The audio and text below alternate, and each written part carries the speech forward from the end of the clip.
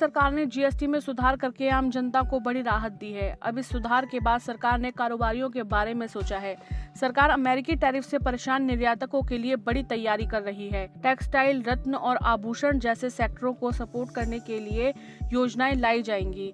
इस योजना के तहत छोटे निर्यातकों की मुश्किलों को कम करने, नौकरियों को बचाने और नए बाजार तलाशने में मदद करेगा। कोविड-19 के दौरान एमएसएमई को दी गई मदद की तर्ज पर यह राहत पैकेज तैयार हो रहा है। सरकार के पास ऐसा क्या प्लान है जिससे ट्रम्प टैरिफ का तोड़ निकाला जा सकता है? ये जानने से पहले अगर अभी तक आपने हमारे चैनल जागरण बिजनेस को सब्सक्राइब नहीं किया है तो जरूर कर लें, क्योंकि यहाँ हम आपको बिजनेस और फाइनेंस से जुड़ी हर दिन की खबरों से रूबरू कराते हैं।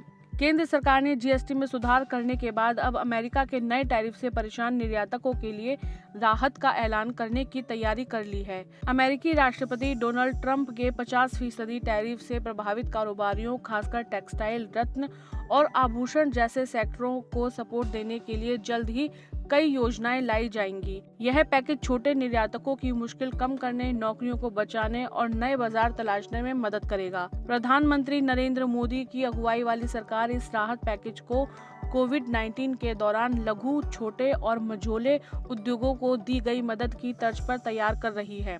इसके साथ ही बजट में घोषित एक्सपोर्ट प्रमोशन मिशन को भी तेजी से लागू करने की कोशिश की जा रही है, ताकि भारत का वैश्विक व्यापार और मजबूत हो सके। अमेरिका ने हाल ही में भारत के सामान पर 50% टैरिफ लगाया है, जिसमें से 25% टैरिफ रूस से तेल खरीदने की पेनल्टी के तौर पर है।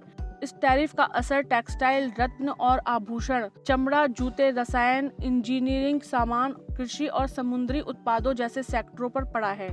इन उद्योगों में निर्यातक अपनी प्रतिस्पर्धा बनाए रखने के लिए जूझ रहे हैं। सूत्रों का कहना है कि सरकार का फोकस छोटे निर्यातकों की नकदी की कमी को दूर करने, पूंजी की दिक्कतों को कम करने और नौकरियों को बचाने पर होगा।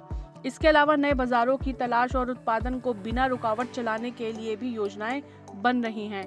यह पैकेज न सिर्फ मौजूदा मुश्किलों को हल करेगा, बल्कि भविष्य में वैश्विक व्यापार में भारत की स्थिति को और भी मजबूत करने की कोशिश करेगा।